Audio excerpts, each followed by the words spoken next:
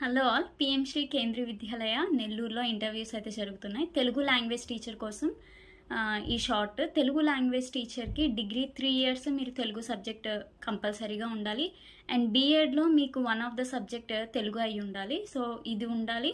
And if in case మీరు MA కూడా తెలుగులో చేసి ఉంటే కనుక ఆ సర్టిఫికేట్స్ కూడా తీసుకుని వెళ్ళండి. బట్ మ్యాక్సిమం డిగ్రీ బేస్తో బీఈడి తెలుగు సబ్జెక్ట్తో అలౌ చేస్తారని అనుకుంటున్నాను. వాళ్ళు స్పెసిఫిక్గా మెన్షన్ చేయలేదు. నేను వెబ్సైట్ కూడా చూశాను, దే డిడ్ంట్ మెన్షన్. సో ఖచ్చితంగా బీఈడీలో తెలుగు సబ్జెక్ట్ ఉండాలి అండ్ డిగ్రీ 3 ఇయర్స్ తెలుగు చేసి ఉండాలి.